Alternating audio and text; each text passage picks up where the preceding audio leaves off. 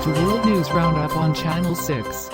Tonight we are bringing you a late-breaking news item that just came in over the wires from the Department of Homeland Security in Washington. So Pablo, what can you tell us about this surprising announcement? Well, Angela, I can tell you that this has really got people talking here in Washington. And here at the studio as well. I can hardly believe what this news release is saying.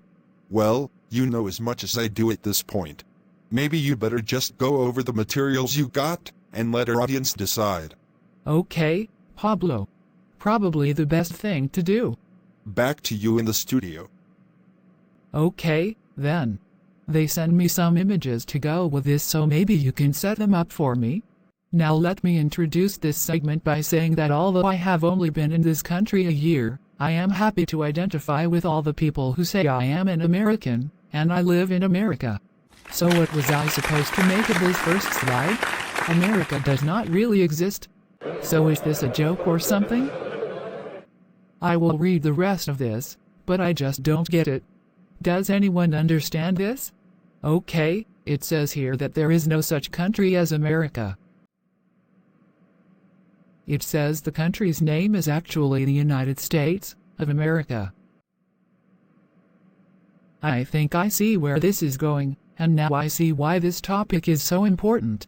It is because most of you Americans just call yourselves Americans and imagine you are separate and special and, to be frank, better than most other people. But the fact is that the word America actually applies to all the continents shown on this image of the world. And geographers refer to this hemisphere as the Americas, because there is more than just one. All of it and all of the people who live there are all included. And believe it or not, every single human being living in these lands can say I am an American.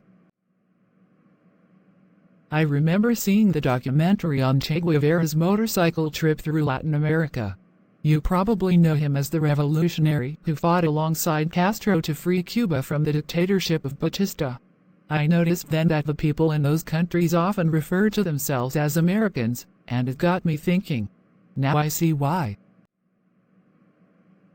So in reality there are three Americas. First is North America, a part of which is what people wrongly just call America. And notice that by blocking immigration from Mexico, we are rejecting a large part of the Americans who share this continent with us.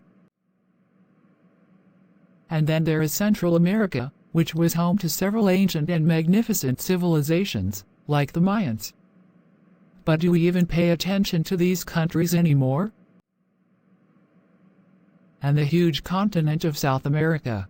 Do we think all these people just live in little huts in the jungle? What would the people in South America think if they could visit these modern American cities? Sorry, that was a trick question. Oh, these are modern American cities, all right.